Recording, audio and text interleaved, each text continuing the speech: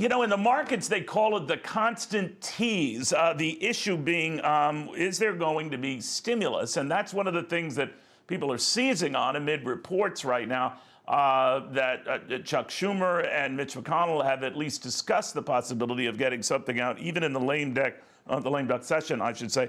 Good opportunity to bring this up with Senator Ben Cardin, the Democratic senator from the beautiful state of Maryland. Happy Thanksgiving to you, Senator. Thanks for taking the time.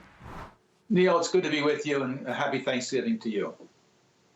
Thank you very much. On this the stimulus, I know it seems like the great long tease, as they call it in the markets, but hopes were raised a little bit, last week, Senator, on talk that, and that's all it was, talk that something could be cobbled together in a lame duck session. How likely would that be, you think? Neil, it's desperate right now. Small businesses will not survive until next year if we don't get some additional help. The unemployment benefits will end, some at the end of this year, some have already ended. Families are desperate with the unemployment rate still very high. State and local governments are laying off workers, can't provide essential services. We're in the midst of this pandemic. It's escalating. Congress needs to act. And here's the good news.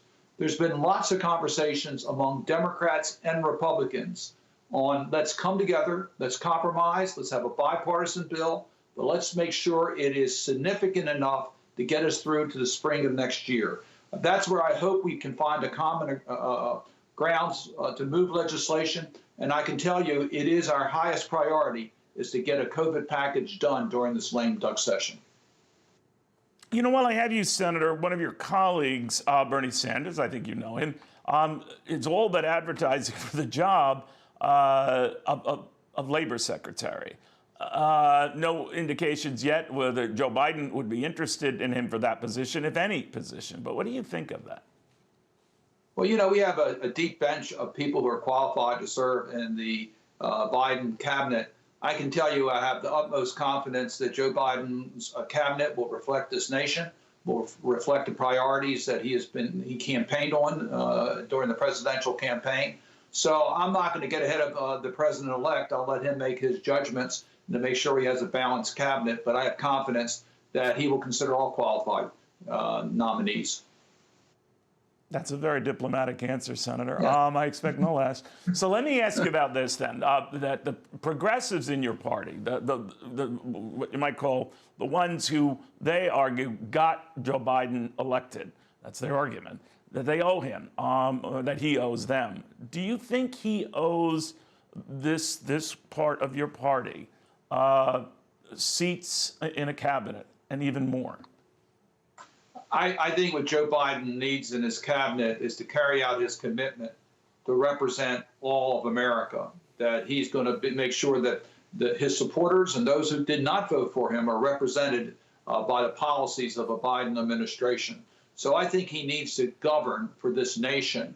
And yes, in doing that, I think he will appeal to the broad categories of support that he got during this campaign. 80 million votes almost. That's a broad sector of America. It's hard to pinpoint exactly one particular group that he needs to make sure are represented here or there. He's got to represent this country. So one of the ideas that the president-elect has bandied about, Senator, is student loan debt forgiveness. I believe he pegged it at around $10,000. Others, some of those progressives I referred to, sir, are saying it should be $50,000. Others say it's all student debt. Where are you on this? How likely is this as an immediate course of action on the part of the president-elect? Neil, before COVID-19, this was a very important issue we had to deal with. It's the second largest amount of debt held by Americans next to credit cards. It's entirely too expensive to be able to attend college today. As a result, families have large amounts of student debt. We need to provide relief before COVID-19. Now, with COVID-19, there's so many defaults that are out there. We have to figure out a way to ease the burden on American families. So, yes, we have to deal with the realities of the amount of debt that's outstanding now, but also have a program moving forward to make college education more affordable. You should be able to send your child to college without going into debt, and we need a program that accomplishes that. So I hope we'll have a dual program here, one to deal with the outstanding debt, but also one to deal with the cost of college, moving forward. And yes, I think this is an urgent issue and should be part of the early part of the Biden administration.